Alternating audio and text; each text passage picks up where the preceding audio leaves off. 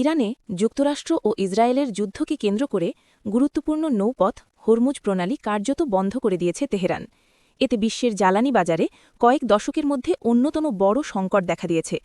বিশেষজ্ঞরা সতর্ক করে বলেছেন, এই পরিস্থিতি ভবিষ্যতে বৈশ্বিক অর্থনীতিতে মন্দার ঝুঁকো বাড়াচ্ছে।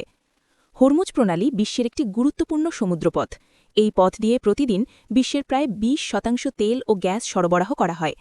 যুদ্ধের মধ্যে তেহরান এটিকে কূটনৈতিক চাপ তৈরির হাতিয়ার হিসেবে ব্যবহার করায় এ নিয়ে বেশ আলোচনা হচ্ছে।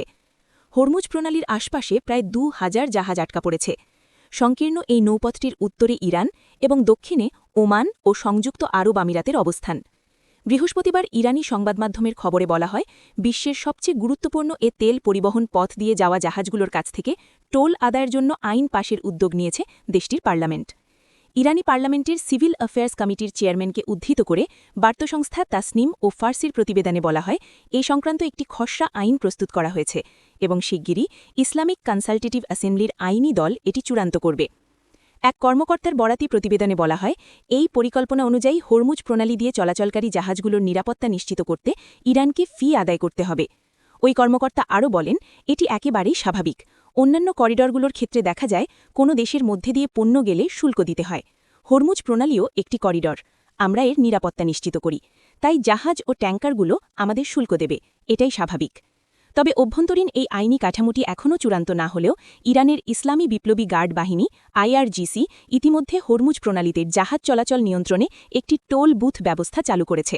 গত বুধবার জাহাজ চলাচল বিষয়ক সাময়িকী লয়েডস লিস্ট এমন খবর প্রকাশ করেছে। তাহলে টোল বুথ ব্যবস্থা কি?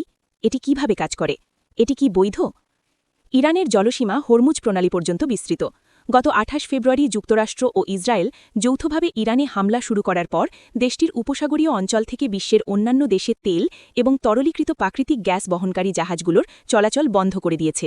এতে বিশ্ববাজারে তেলের দাম ব্যারেল প্রতি $১০০ ছাড়িয়ে গেছে, যা যুদ্ধের আগের তুলনায় প্রায় ৪০% বেশি। এমন পরিস্থিতিতে বিশ্বের বিভিন্ন দেশ, বিশেষ করে এশিয়ার দেশগুলো জ্বালানি বিতরণ সীমিত করতে ও শিল্প উৎপাদন কমাতে বাধ্য হচ্ছে। ক্ষতিগ্রস্ত দেশগুলো হরমুজ প্রণালী দিয়ে জাহাজ চলাচলের অনুমতি দিতে ইরানের কাছে দর কষাকষি করছে, কারণ উপসাগরীয় বেশিরভাগ দেশ থেকে তেল ও গ্যাস রপ্তানির জন্য এটাই একমাত্র সমুদ্রপথ। যুদ্ধ শেষ করার শর্ত হিসেবে ইরান ৫টি দাবির একটি হিসেবে হরমুজ প্রণালীর ওপর নিজেদের কর্তৃত্বের আন্তর্জাতিক স্বীকৃতি চেয়েছে। ইরানের পার্লামেন্ট সদস্য আলাইদ্দিন বোরৌজারি গত রোববার যুক্তরাজ্যভিত্তিক পার্সি ভাষার স্যাটেলাইট টিভি চ্যানেল ইরান ইন্টারন্যাশনালকে বলেছেন, হরমুজ প্রণালী পেরোতে কিছু কিছু জাহাজ থেকে $2 কোটি ফি নিচ্ছে ইরান। বোরৌজারি বলেন, এখন যেহেতু যুদ্ধের একটা খরচ আছে, তাই স্বাভাবিকভাবেই আমাদের এটা করতে হবে এবং হরমুজ প্রণালী দিয়ে চলাচলকারী জাহাজগুলো থেকে ট্রানজিট ফি নিতে হবে।